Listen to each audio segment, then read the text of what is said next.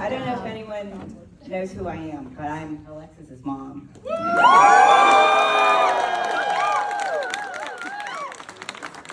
been really easy because she just does it all.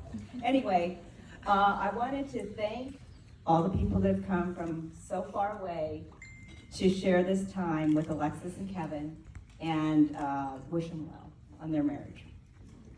So, how did this love story start? It all began when Alexis and Kevin were both in 10th grade. Alexis was a new student at Stanton College Prep when she excitedly told me about meeting a classmate named Kevin. She told me Kevin asked her if her brother was adopted. What? Alexis, please explain to me what you said to Kevin.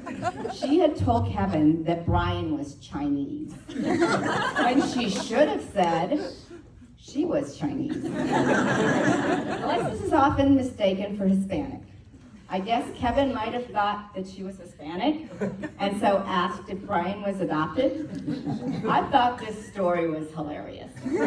My usually articulate Alexis had been bewitched by Kevin, and was now quite flustered speaking to him. In fact, I felt this conversation seemed somewhat discombobulated. She clearly seemed smitten by him. Who was this Kevin? He must be someone special. This was just the beginning. Their romance continued to grow through high school. They attended their junior prom. In their last year at Stanton, they planned to go to the senior prom. So Alexis asked me if she could wear my old Miss UF gown. I was thrilled and honored that she wanted to. Page 2.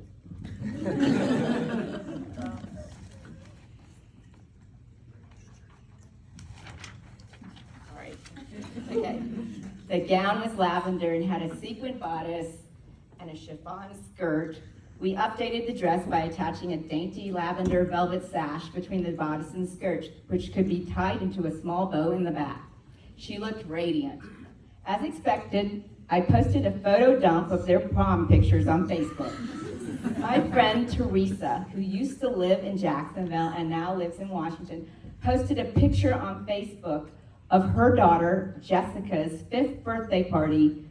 Jessica and Alexis used to play together when they were 4 and 5 years old. In the front and center of Teresa's picture were Alexis and Kevin seated next to each other on the Jacksonville Zoo's train with Jessica, the birthday girl, right next to them. Alexis's little brother Brian was also in the picture in the back of the train. Alexis and Kevin were randomly seated by one another in the picture and did not even know each other. Teresa and I agreed that if these two ever get married, this picture must be in the slideshow. I hope you know what picture I'm talking about. Unfortunately, I wasn't able to do a slideshow here, but I think it's on the internet or something like that. And here we are. Kevin and Alexis, just a second. Kevin and Alexis both graduated with undergraduate degrees from UF. His degree was in finance, and hers was in interdisciplinary studies. Alexis graduated from UF with her medical degree as well. After medical school, they both wanted to move to a larger city. They were excited when Alexis matched at UT Southwestern and MedPeds in Dallas. It was a big move across the country and the start of 2 new jobs with huge adjustments. It comforted me that they had each other's love, emotional support, and companionship, especially during the loneliness and difficulties of the pandemic. I know this period definitely strengthened their love. While writing this toast, I have been reflecting a lot on my role as a mother. From the beginning, I have felt privileged to have Alexis as my daughter. I remember when she was a toddler. I would snuggle with her and read her bedtime stories. She was so small and precious, and she viewed me as the center of her world. As she grew up, I knew other people, goals, and things would replace me. Those moments gave me great joy, which I thought could never be beat. Fortunately, I was wrong. I have many special memories of mother-daughter activities with Alexis, ballet photo shoots, Nutcracker, and dance recitals. However, one particularly exceptional memory was the night of the eve of her 16th birthday.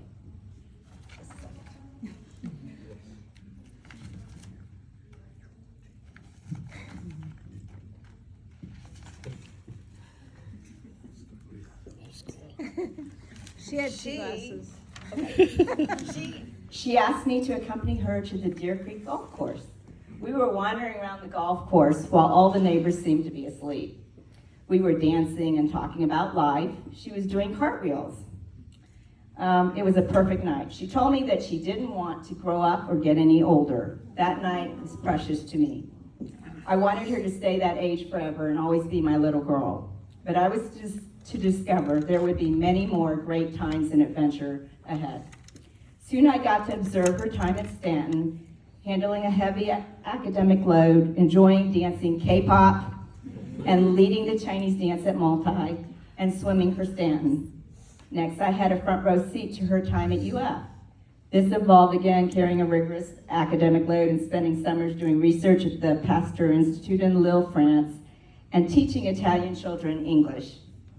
All these were wonderful memories, but nothing can top when your daughter chooses to follow in your footsteps. I thought my heart would burst with pride and joy the day Alexis asked me what I thought of her applying to junior honors, an accelerated medical school program at UF. She asked me to look over her junior honors application to give her some feedback.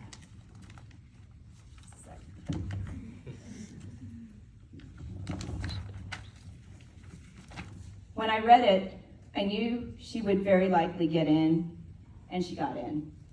Next, I followed her stretch at UF Medical School, studying, volunteering, doing research, and leading the school's mission trip to Haiti. This was followed by UT Southwestern MedPeds residency for 4 years, and during this time she was named one of the chief residents. And just recently she matched for a Peds Hem-Onc fellowship at Children's Hospital of Philadelphia. Alexis's accomplishments amaze me. I am in awe and so proud of her. Yet I am humbled that this young lady calls me for advice. We talk frequently. Sometimes she will ask me what I think about a work or personal problem. Other times she will want to discuss a bad day at work and get it off her chest. Occasionally she will ask me my thoughts on papers, etc. Lately she has been calling often with wedding questions about the dress, flowers, dance routines, the photographs, and of course the cake. Alexis, I've enjoyed every second of planning your wedding with you. I will always be your greatest supporter. I feel so privileged, grateful, and blessed to have you as my daughter. I never thought I would ever be ready to give you away. However, I have observed these two for quite some time. I watched Kevin grow into a wonderful and responsible young man. You share many interests such as cooking, traveling, and going out to eat. You both care if a future city is diverse enough and has enough good Asian grocery stores and restaurants to move to. My goodness, Kevin has even made TikTok videos dedicated to Alexis. I was delighted to get to know Kevin's family at holiday get-togethers and our trip to Asheville. Thanks Jen and Ming for your hospitality, friendship, and for raising such a grounded young man. Back in February of 2022, Kevin invited Brian and me out to dinner. After dinner, he told us he was going to propose to Alexis and was asking for our blessing. We both immediately said yes. We were so excited.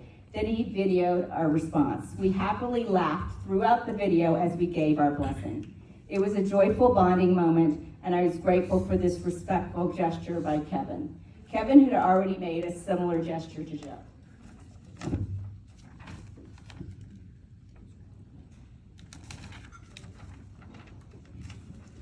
So now I'm ready to give Alexis to Kevin, for I know they will treat each other with love and respect and will always strive to have fun and work to keep each other happy. Kevin and Alexis, congratulations on marrying your best friend. We could not be happier for the two of you. Kevin, welcome to the family. We love you both. To the Chang family, welcome. All my love, your mama.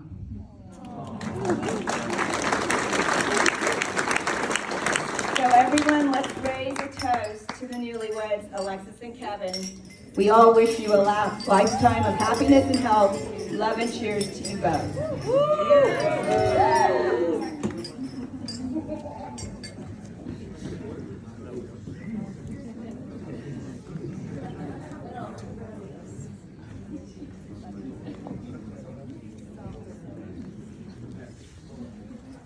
All right, everyone, Kevin and Alexis